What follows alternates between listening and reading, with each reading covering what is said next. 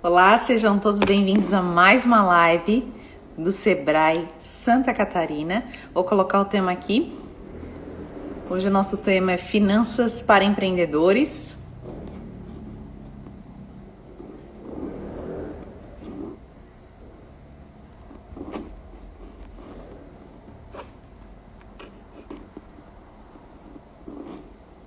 Estou colocando o tema para que o pessoal já saiba o que a gente vai falar.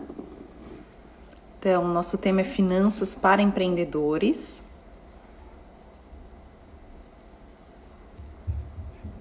Eu vou chamar aqui a nossa convidada de hoje, a Marlise, que já está se tendo aqui com a gente. Então, sejam todos bem-vindos. Quem está chegando agora. Olá, bom dia. Tudo bem, Bom dia, Marlise? Raquel. Tudo bem, Como tudo é que bem. tá? Tudo certinho? Tudo ótimo. Me Vamos falar ouvindo? Me ouvindo bem? ouvindo bem. Será que o pessoal Tá. também me escuta bem? Sim, estou te ouvindo aqui. Provavelmente todo mundo está ouvindo. Opa, peraí. Então tá, podemos iniciar então? Vamos lá, então. Então tá, sejam todos bem-vindos a mais uma live do Sebrae de Santa Catarina. Meu nome é Raquel Amboni, da assessoria de comunicação e marketing do Sebrae daqui de Santa Catarina. Iniciamos mais uma live. O tema de hoje é Finanças para Empreendedores. Para participar conosco, a gente tem a Marlise Alves, que é consultora financeira, trainer e palestrante de evolução financeira. É isso, Marlise? É isso mesmo. Estou aqui disponível à disposição essa hora que vamos passar juntos aqui com o Sebrae, com todos esses empreendedores que vão entrar aqui nessa live.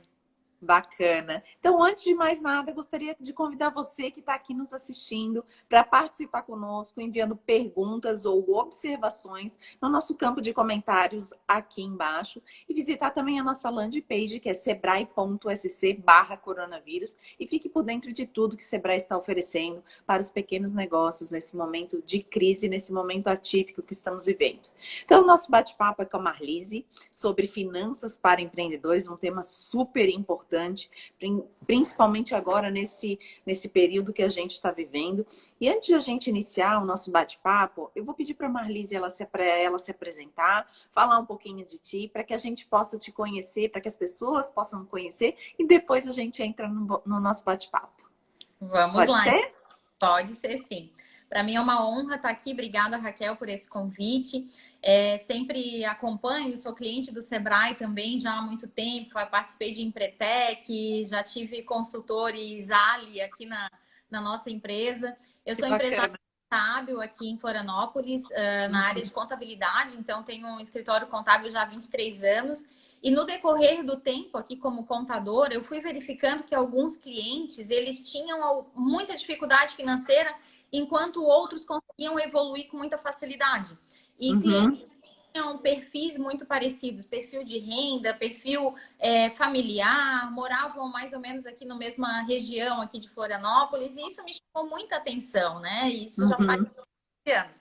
Então, eu comecei a estudar a parte de comportamento financeiro que leva as pessoas a ter determinados comportamentos que pode prejudicar na vida financeira, tanto pessoal quanto empresarial, tanto quanto quais são os comportamentos adequados para atingir uma prosperidade, né? Então, hoje eu trago conteúdo gratuito todos os dias aqui no Instagram. O meu Instagram é Prosperidade Empreendedora, @Marlise Alves Oficial, né? Mas é Prosperidade Empreendedora, onde eu falo de prosperidade para empreendedores. Eu acredito que o empreendedorismo é uma das formas da gente prosperar.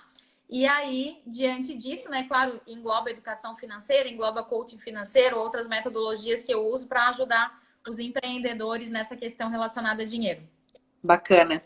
Então, a educação financeira, ela se propõe, ao transmitir conceitos financeiros, a incorporar no indivíduo o conhecimento, a habilidade e a confiança necessária para que eles tome as melhores decisões aí financeiras.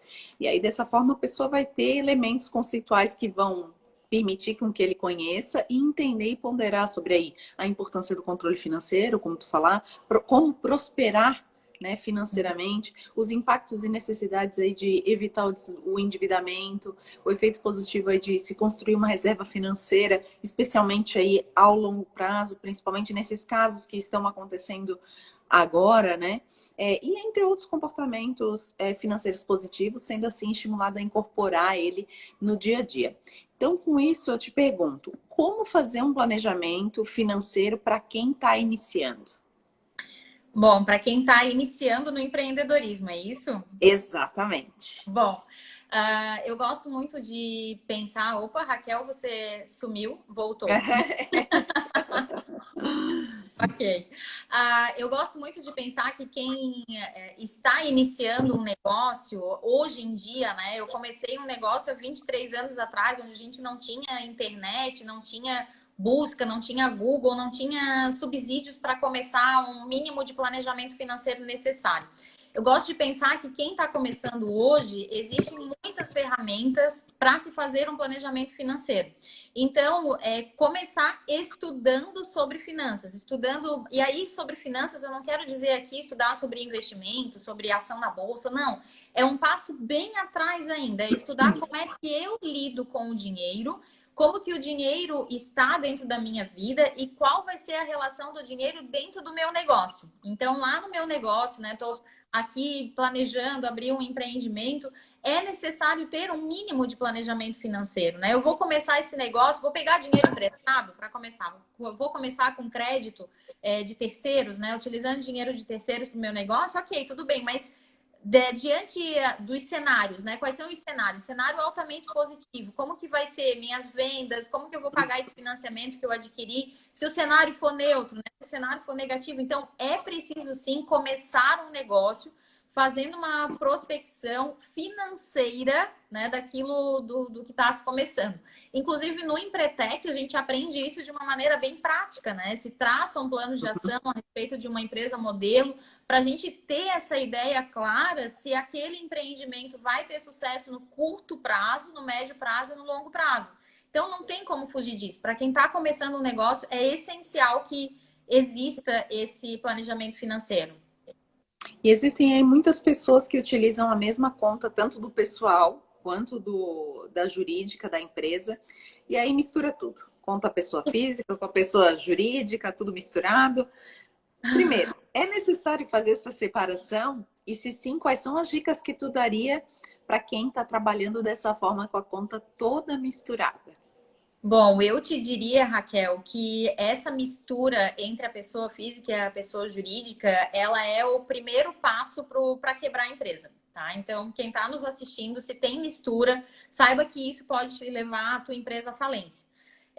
Isso porque, né? Ele é um princípio, olha só que interessante, né? A gente estuda a educação financeira fala isso, vários estudos na nível administrativo falam, mas esse é um princípio básico da contabilidade. A contabilidade tem princípios básicos e um deles é o princípio da entidade, que a gente chama, né? Uhum. No nível contábil, isso já é de muitos anos atrás, onde se diz que quem tem. Opa, voltou. É porque eu estou vendo as perguntas aqui, aí na Isso, pergunta ela está câmera. virando. Uhum. Aham. Então, esse princípio da entidade, ele diz que a pessoa física do sócio, né, do dono da empresa, não pode se misturar com o que é do negócio, o que é da pessoa jurídica. E eu gosto de falar que quando eu falo para empreendedores, muitas vezes as pessoas pensam, mas isso é só quando eu tiver um CNPJ, quando eu tiver uma empresa constituída. E tem muitos profissionais que trabalham como autônomos, que tributam no CPF, mas que misturam também o seu negócio. Vou dar um exemplo Uhum. muito simples, né? Existem os profissionais hoje do marketing digital. Muitas vezes eles atuam diretamente no seu CPF, isso não tem problema nenhum, desde que seja tributado, né? E essa tributação ela acontece naturalmente dentro do CPF dele, mas mesmo assim ele não consegue enxergar o que tem de lucratividade naquele negócio. E isso é muito importante, porque eu preciso ter o controle separado do que é a minha pessoa jurídica ou o meu negócio daquilo que é da minha pessoa física, o que é da minha vida particular. Enquanto eu não tiver essa clareza de cada um desses fatos, isso eu não vou conseguir administrar bem os meus números, as minhas contas. Até porque eu preciso saber quanto que eu preciso para viver aqui na minha vida pessoal, né? Qual é o meu custo de vida? Digamos, meu custo de vida, eu chego no número de R$ 4.000. Eu tenho que dar conta de aluguel, condomínio, alimentação do mês. Isso aqui é o meu custo de vida por mês. Agora, será que a minha empresa, ela rende R$ 4.000 por mês para pagar o meu custo de vida?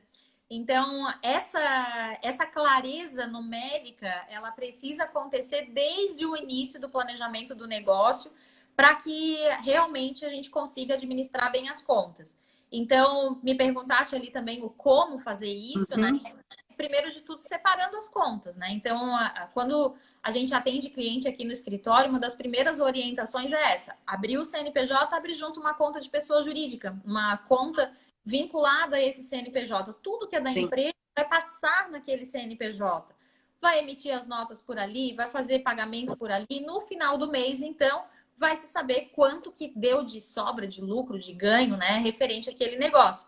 E lá na pessoa física eu cuido em outro lugar. Então, nada de pagar cartão de crédito pessoal com a conta da pessoa jurídica, nada de pagar a escola das crianças com o cheque da empresa, ou vice-versa, né? Então, pagar as contas da empresa com o salário do marido, quando a gente é empreendedora.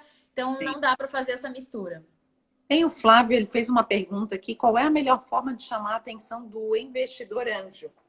Certo. Bom, eu não domino muito essa parte de investimento anjo, mas pelo que eu acompanho até dos tubarões, Shark Tank, tudo mais, de programa, é preciso mostrar para o investidor anjo quais são os números da empresa, quais são os números do negócio. Geralmente os investimentos anjos, eles vêm quando já tem uma movimentação dentro daquela empresa. Ele não vai investir somente numa ideia. Aquele negócio já funciona de alguma forma e daí ele vai colocar dinheiro com base num plano. Então, novamente vem a questão do planejamento, né? A gente falou de planejamento financeiro no início do negócio, agora se repete de novo. O planejamento, ele deve acontecer em cada fase do negócio, mesmo que eu não esteja saindo do zero. Se eu estou aqui com um negócio de 1, 2 anos, ou até mesmo meu negócio aqui tem 23 anos, a gente tem um planejamento, né? Tem que ter um planejamento para o próximo ano, para o próximo semestre, para que a gente consiga cumprir e apresentar, se essa for o desejo, apresentar para um investidor anjo, onde ele vai aportar dinheiro naquela ideia, seguindo um planejamento. Então, os investimentos anjos, eles não caem do céu, né? Eles não... Agora, nossa, que legal, agora veio um investidor anjo aqui e aportou R$ 100.000 aqui no meu negócio. Não, ele vai aportar se tu tiver um bom plano de negócios, um bom plano financeiro, e aonde esses R$ 100.000, como é aqui o do exemplo que eu dei, vai ser aplicado exatamente naquele planejamento que foi dado. E tu tem dica de aplicativo para as pessoas que possam utilizar para ter o controle financeiro? Bom, a gente tem aqui aplicativos, é bem importante essa pergunta, né, Raquel? Porque existem aplicativos para a pessoa jurídica e existem aplicativos para a pessoa física, para o negócio, para a vida pessoal, né? Então, na parte de pessoas, né, eu acredito numa coisa que eu acho que é bem interessante ser colocada aqui, né? As finanças do negócio, elas são reflexo do comportamento financeiro do dono da empresa. Então, se esse dono da empresa, se essa dona da empresa tem as finanças bagunçadas na vida pessoal, consequentemente, as finanças do empreendedorismo dela, do empreendimento dela, melhor dizendo, também vão ser bagunçadas. Então, eu começo, geralmente nos meus atendimentos, eu começo corrigindo as questões financeiras familiares e pessoais para depois a gente migrar para as questões financeiras empresariais. Porque eu acredito muito nisso. Eu acredito que quando a gente arruma a casa mesmo, né? A casa, família, pessoal, automaticamente isso é refletido nos negócios daquela pessoa, nos negócios empresariais. Não sei se faz sentido para quem está nos acompanhando. Para mim faz todo sentido. Faz sentido dar um joinha aqui, gente. Dá um joinha aí se você concorda com isso. E aí, diante disso, a gente tem dois caminhos, né? Utilização de aplicativos, de planilhas, até mesmo de um caderno aqui na vida pessoal, né? Então, essa vida pessoal precisa também ter algum tipo de controle, ter algum tipo de olhar, assim como aqui na vida empresarial. Na vida, ó, o pessoal tá concordando. Tá, o pessoal tá dando joinha aqui, faz sentido. Faz bacana. Sentido. Que bom. Nessa questão da vida pessoal, né? Eu particularmente, eu utilizo um aplicativo chamado Organize, que ele ajuda nessa questão de organização financeira. Não estou fazendo aqui propaganda, tá? Ele tem uma versão gratuita, já que nos perguntaram, né? Vou dizer aquilo que eu uso. Sim. Tem uma versão gratuita e uma versão paga. Eu utilizo a versão paga porque faz importação de dados bancários. Ele é bem fácil e ele tem no meu celular e também no celular do meu marido. Então, a gente compartilha das mesmas informações por ali. E fica mais prático, né? É mais prático. Tem outros aplicativos, como o Guia Bolso, tem outros clientes que usam outros tipos de aplicativo. Mas vai muito daquilo que a pessoa gosta, aquilo que ela se adapta, né? Então, pode ser um aplicativo, pode ser uma planilha no Excel, no Google, aquele Google Planilhas também, né? Pode ser também a nível de caderninho, sem problema nenhum. Estou falando aqui das finanças pessoais. Nessas finanças pessoais, a minha indicação é que se faça pelo menos uma vez a cada semestre esse nível de controle, né? De controle realmente numérico, aquilo que está entrando na minha conta, aquilo que está saindo, para eu ter uma ideia do meu custo de vida e ter uma ideia daquilo que eu vou conseguir lidar naquele mês relacionado a dinheiro. Então, para quem é empreendedor, quem tem um negócio, diria que 3 vezes por ano, tá de bom tamanho, assim, né? Para fazer um diagnóstico. É quase como um exame de... Mas tem que acompanhar aí o fluxo todo dia, né? Diariamente, todo né? dia, durante esse período de acompanhamento. Isso para a vida pessoal, né? Para a vida pessoal, tá separando. Agora, para a vida empresarial, aí a gente está falando de um negócio. Então, aí a gente precisa de acompanhamento perpétuo e contínuo. Todos os dias ou toda semana, a gente precisa fazer o fechamento de caixa, aonde tem as entradas, onde tem as saídas. Tem que elaborar um relatório no final do mês para entender a lucratividade daquele negócio. Então, as finanças dentro de uma empresa, existem vários softwares que usam aí para quem é do comércio, entrando daí, respondendo a pergunta, né? Aqui na parte empresarial, para quem é do comércio, geralmente existem softwares que já fazem controle de estoque e já fazem o acompanhamento financeiro da loja, quando é uma loja, por exemplo, né? Para quem trabalha com prestação de serviço, o que eu gosto de indicar é o Conta Azul. É um software que é totalmente online, ele é fácil de mexer. A gente usa mesmo aqui no escritório, nós somos clientes deles. Mas esse não é gratuito. Não, ele não é gratuito. Então, eu não sei te dizer também algum que seja free, né, gratuito, para fazer esse nível de acompanhamento. Então, o ideal mesmo é o empreendedor entender sobre os seus números, entender qual é a movimentação da sua empresa, se é necessária a contratação de um software, porque pode ser que a movimentação não seja tão alta. Por exemplo, tem empreendedores que atendem 2, 3 empresas no mês, né? Fazem um serviço e não tem uma movimentação muito grande financeira. Ela tem 3 entradas, tem 4 ou 5 saídas. Talvez uma planilha de Excel já vá ajudar a fazer esse controle financeiro. Ainda mais separando de conta, né? Então vai ficar ainda mais fácil. Mas existem vários softwares no mercado que podem ser contratados, podem ser feitos de maneira online e diretamente na nuvem, né? Então isso facilita muito essa contratação. E não falando sei se ficou claro? Ficou claro, pessoal? Eu acho que tá claro, né? O pessoal deu um joinha ali, que já estava entendendo. Se ficarem com alguma dúvida, podem colocar aqui as observações e as perguntas que a gente vai respondendo, tá? Agora, já falando um pouquinho sobre mentalidade empreendedora, né? É preciso aí ter uma consciência da vida financeira do empreendedor, que ela é ilimitada, né? Nas questões de receitas recebidas. O empreendedor, ele não tem limite, pode ter a vida que quiser, se ele souber cuidar bem das finanças do seu negócio. Então, como que ele pode fazer isso? Bom, primeiro de tudo, né, o que eu gosto sempre de pensar é que no empreendedorismo não existe uma tampa, né? Então, como se na vida em geral de quem é funcionário de uma empresa, por exemplo, quem é funcionário público, existe uma tampa na questão dos rendimentos, né? O meu rendimento ele pode crescer até aqui, a partir daqui ele não cresce mais. No empreendedorismo, é importante que o empreendedor, quem está à frente desse negócio, tenha consciência que essa tampa não existe, ela é quase como uma seta apontada para cima, né? Onde os rendimentos desse empreendedor, eles não têm limite. A única limitação desse rendimento é o fator, talvez econômico, talvez um fator social, onde está inserido esse negócio, mas o empreendedor é aquele que pode fazer o quanto de renda ele desejar. Então, esse é o primeiro fato da gente despertar para essa consciência empreendedora que vem através dessa evolução numérica. A partir do momento em que eu entendo isso, eu não preciso necessariamente ter um salário fixo dentro do meu negócio. É claro que eu posso ter, né? Se eu faço uma tarefa, uma função aqui dentro do meu negócio, eu tenho a minha retirada de prolabore, mas eu preciso entender que essa empresa, esse negócio que eu tenho em mãos, ele nasceu para ter lucro também. E aí, nessa questão da lucratividade, isso pode ser impulsionado. E o que eu vejo muito, Raquel, assim, no dia de pessoas, muitos empreendedores, querendo aprimorar suas vendas, trabalhando na questão das vendas e muitas vezes esquecendo de olhar a sua vida financeira, a vida financeira empresarial. E aí vende e vende muito bem, mas no fundo não está cuidando desses números que chegam até o seu negócio.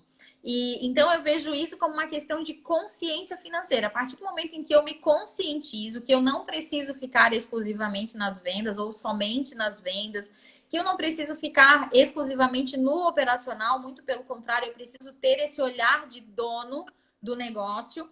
E aí, esse olhar de dono inclui também saber sobre as questões financeiras. A minha empresa começa a desbloquear, porque eu desbloqueio também a minha mente, a minha consciência financeira frente àquilo que está acontecendo. Então, é preciso ter essa clareza sobre os negócios, acreditar que realmente eu posso tirar essa tampa da minha vida, tampa de entradas financeiras e ter um rendimento ilimitado.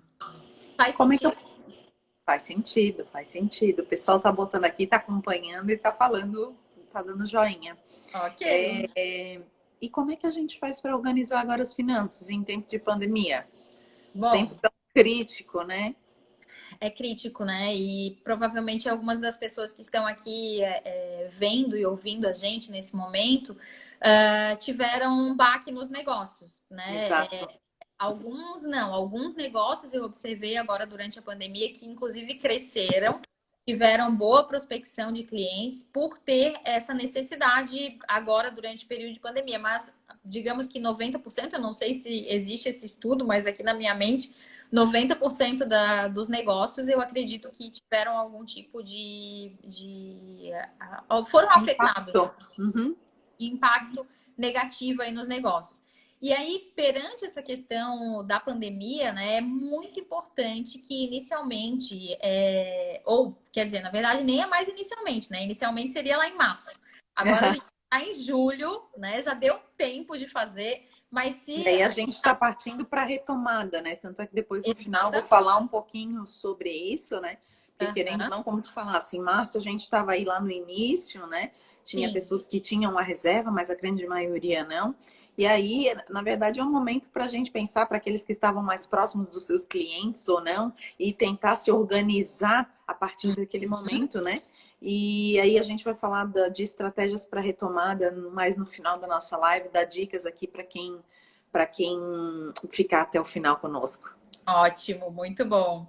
Essa questão, voltando à parte da pandemia, né? Eu acompanho empreendedores, empresários aqui Sim. no escritório, e a orientação foi lá em março, a gente pegar realmente esse planejamento financeiro, né? Pegar ali os números que a gente apura todos os meses nos nossos negócios, para verificar como que ficaria daqui em diante, traçando um cenário negativo, um cenário pessimista. Sim. Esse cenário pessimista ele envolvia provavelmente aí a redução no percentual de vendas, e aí dentro dessa redução do percentual de vendas mensal, como que eu iria me adequar com essas minhas finanças? E aí, nisso, a gente viu muitos empresários utilizando os benefícios do governo no sentido de redução de jornada de trabalho, de suspensão de horas. Isso já está acabando, né? Já passou aí o período de 3 meses, os funcionários já estão voltando.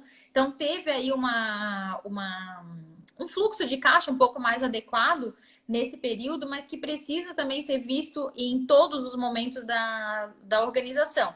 Se por um acaso o seu negócio, você que está aí nos acompanhando, né, não fez esse controle de fechar realmente a torneira, de avaliar, será que eu preciso manter toda a minha equipe? Como que eu faço daqui em diante? Quais são os custos que eu posso reduzir? Negociação com fornecedor, isso tudo foi muito essencial até aqui. Se por um acaso não foi feito ainda, olha, a gente já está no dia 6 de julho, está mais do que na hora de fazer, né? De sentar, de olhar para os números e de pensar um a um, né? O que realmente é indispensável na minha empresa, isso aqui eu não posso mexer, isso aqui eu até desejo ter, mas olha, é do D de desejável esse, né? Então, no desejável, será que eu preciso ter isso agora? Eu posso esperar mais um pouco? E o que nesse momento de pandemia está sendo supérfluo? E essa avaliação, né, entre indispensável, desejável e supérfluo, ele precisa ser feito com cada uma das contas da empresa. Até porque eu acredito muito nisso, sabe? Que nesse momento de retomada, nesse momento de nova fase empresarial, as empresas precisam estar mais enxutas com relação aos custos. E quanto mais enxutas elas estiverem, mais vai fluir o negócio daqui em diante, com menor custo, porque aí, claro, a gente trabalha com uma outra perspectiva, trabalha com mais produtividade, menor custo e, consequentemente, mais liberdade de escolha aí perante a empresa. Exatamente. Tem uma pergunta do Jean que ele colocou assim: não entendi sobre o Prolabore. Ele não deve ser fixo como um empreendedor também? Tendo um CNPJ, não tem que estipular um Prolabore fixo e deixar um restante do valor para o caixa da empresa? Tem sim. Obrigada, Jean, por essa pergunta. Talvez eu tenha passado muito rápido ainda há pouco quando eu citei a parte de retirada.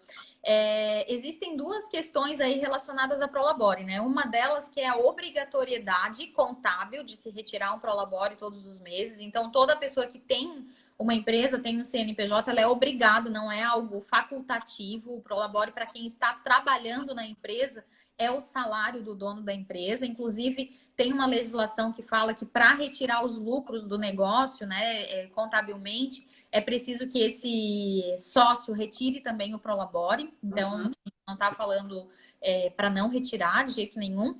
E, inclusive, assim, esse valor de Prolabore perante o fisco, ele pode ser um salário mínimo, digamos assim, para cumprir realmente com essa obrigatoriedade, fazer o pagamento do INSS e tudo mais. Agora tem aqui, a gente precisa acordar, né, entre os sócios ou entre o dono da empresa, qual é o valor da remuneração fixa que esse dono do negócio vai retirar. Então, por exemplo, né, digamos que eu estou aqui na minha empresa na posição de administradora do negócio, tudo mais. Se eu fosse colocar uma outra pessoa no meu lugar, quanto que seria o salário dessa pessoa hoje? Ah, seria, sei lá, 10 mil reais. Ok, então esse vai ser o valor do meu Prolabore, que eu vou retirar. Então, eu vou retirar oficialmente 10 mil reais, vou pagar os impostos sobre aquilo ali. Peguei esse 10 mil e joguei na minha conta de pessoa física. E aí eu vou me virar lá na pessoa física com esse valor lá na referente à minha empresa. Então, essa retirada de Prolabore, ela tem que ter essas duas observações, né? Uma é a questão do fisco, que eu preciso atender essa legislação, e a outra é a questão de quanto que eu preciso, quanto que eu posso retirar da minha empresa perante o trabalho que eu faço. Se eu fosse contratar uma outra pessoa para o meu lugar, quanto que seria essa mão de obra, né? Então, esse é um parâmetro de definição de Prolabore. Talvez não seja a melhor definição para a empresa de quem está vendo, ouvindo, é só um parâmetro, uma ideia. Eu posso tirar de Sim. Prolabore? Ah, imagina colocando um funcionário no lugar, quanto que ele custaria? Então, esse é um parâmetro aí de retirada de Prolabore.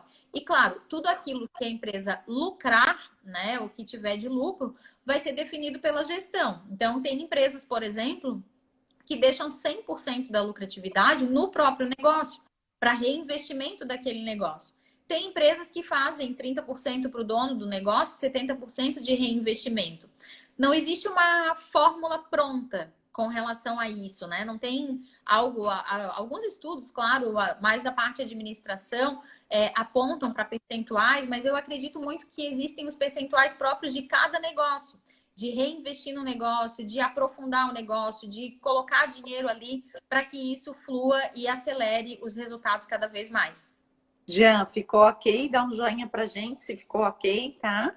A gente tem mais uma pergunta aqui da Dira e ela pergunta assim: quando o sócio trabalha em outro local, pode não tirar o Prolabore? Então, se o sócio não trabalha na empresa, ele pode sim não tirar o Prolabore, né? Não quer dizer que por ele trabalhar no outro local, ele não trabalha na empresa. Então, se ele trabalha na empresa, ele tira o Prolabore. Se ele trabalha em outro local e não trabalha na empresa, ele pode não tirar o Prolabore. Agora, tem essa legislação, só frisando aqui mais uma vez, que ela fala que a retirada de lucro, né, dentro dessa empresa, que a retirada de lucro é uma retirada isenta de imposto, né? Então, digamos que a empresa deu 100 mil reais aí de lucro no ano, eu vou retirar 50 mil para mim, enquanto pessoa física, isso é totalmente isento de imposto, não se paga imposto nessa retirada do lucro. Só que existem algumas linhas que falam que a Receita Federal pode vir a cobrar, a tributar sobre esse lucro retirado se a pessoa não trabalha dentro desse negócio. Ela é uma questão bastante questionável, até porque quando a gente compra ações, por exemplo, essas ações elas entram também com lucratividade e sem pagamento de impostos muitas vezes, né? Então, como a divisão de lucros. Mas, de toda forma, é importante verificar essa questão. E tem uma pergunta aqui também da Jaqueline. Quando é MEI, também precisa definir o Prolabore? Não, o MEI ele não tem Prolabore. O MEI ele não tem Prolabore, ele só faz essa retirada, né? Não tem a necessidade de Prolabore, porque se acredita que o MEI ele recebe ali fixo, digamos, todos os meses um valor de um salário mínimo. Pelo menos a questão do pagamento de INSS, a gente já está indo para uma parte bem contábil, né? Mas tá tudo certo. Conseguir responder aqui, a gente vai respondendo. O MEI, ele paga ali por mês em torno de 59, 60 reais todos os meses. E ali está incluído o valor de um salário mínimo. Então, o governo acredita que esse valor de um salário mínimo é quase como um Prolabore, equiparado aí um Prolabore. E aí, a lucratividade do MEI, apurado aí no final do ano, é que é considerado o lucro desse negócio. Tá, o Jean, ele ainda ficou com uma dúvida. Ele falou que entendeu, mas ainda ficou uma dúvida sobre o Prolabore do proprietário. Se fixo ou variável ao longo dos meses. Ele pode variar ao longo dos meses com aumento de salário? Sim, Jean. Na verdade, o Prolabore ele não precisa ser fixo. O que eu gosto de trazer, geralmente quando eu atuo em consultorias, assim, mais individualmente, é que você precisa saber qual é a retirada fixa que você pode ter da sua empresa todos os meses, até para você considerar aqui na sua pessoa física. Se você tem uma retirada mensal, por exemplo, de 4 mil reais todos os meses, você consegue fazer essa retirada para sua vida pessoal, você vai conseguir se programar com 4 mil reais todos os meses na sua vida pessoal. Então, isso, em termos de organização financeira, ele é muito positivo. Agora, se teve um mês que a empresa vendeu mais e vai retirar mais para o Prolabore, não tem problema nenhum. O Prolabore, ele é algo que pode, nesse mês eu tirei um salário mínimo, mas no mês que vem eu posso tirar 10 mil reais. Não tem problema nenhum, né? Não existe uma norma como é o salário dos funcionários, né? Que precisa obedecer um valor, que se aumentar depois não pode reduzir. Isso não tem essa dificuldade, ele pode ser variável.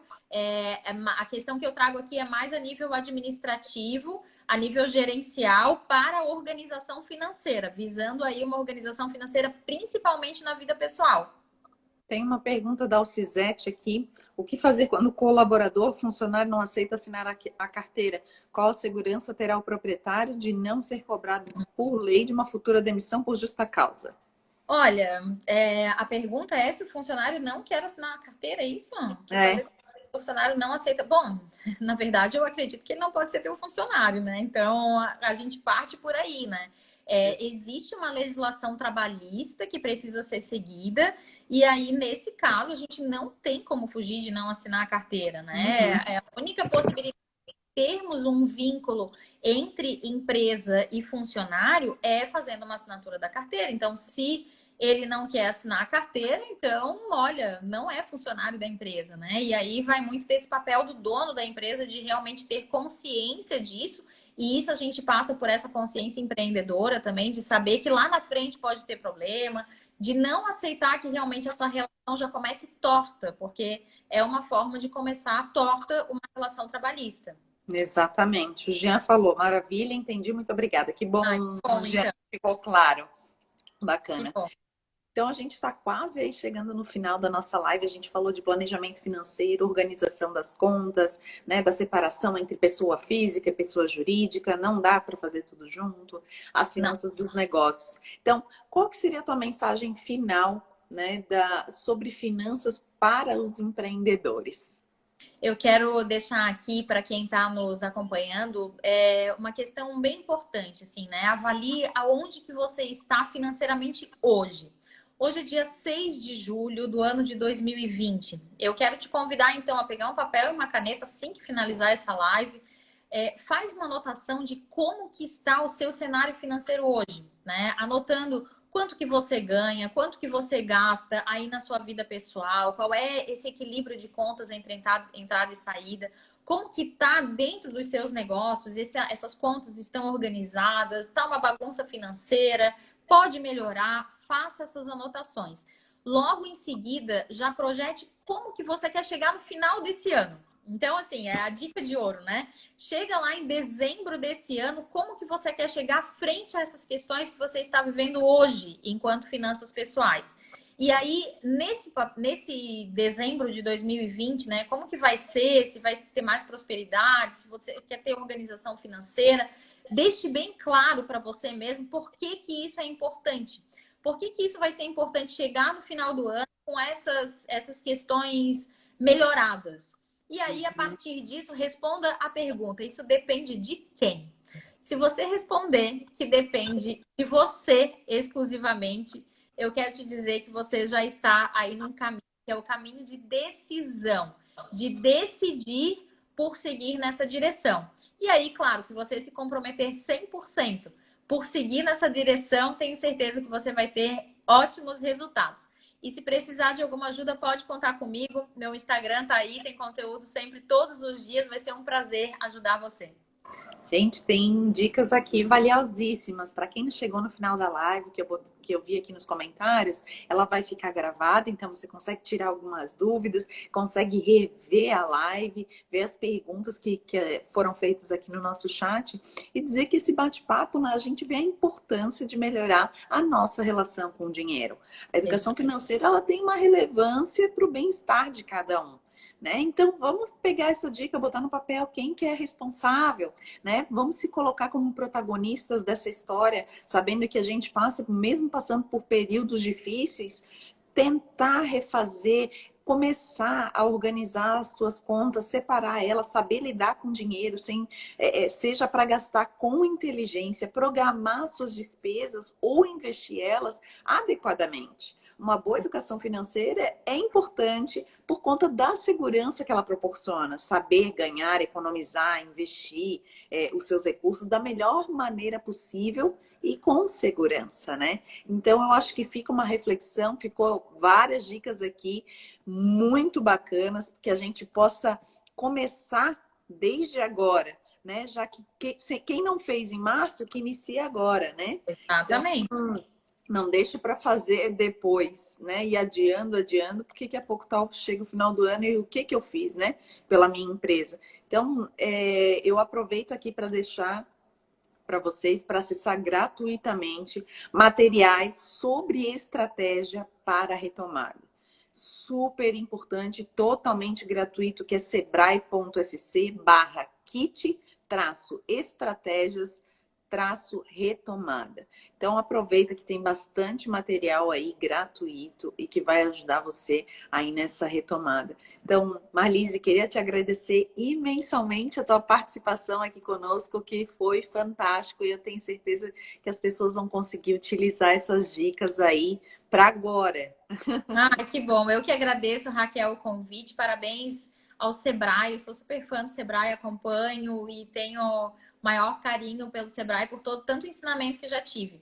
Através do Sebrae, do Agente Ali, como eu falei, de inovação, já participei um tempo, participei do Empretec, então o meu coração pulsa também pelo Sebrae. Muito obrigada pelo convite. Obrigada, e obrigada por estar dando esse depoimento aí, porque as pessoas saibam, né, que a gente ajudou, que é ajudado. Por isso que a gente gosta de trazer pessoas assim, para que possam contribuir, colaborar aí um pouquinho com o que tu conhece e que a gente possa levar essas dicas para milhares de pessoas, né?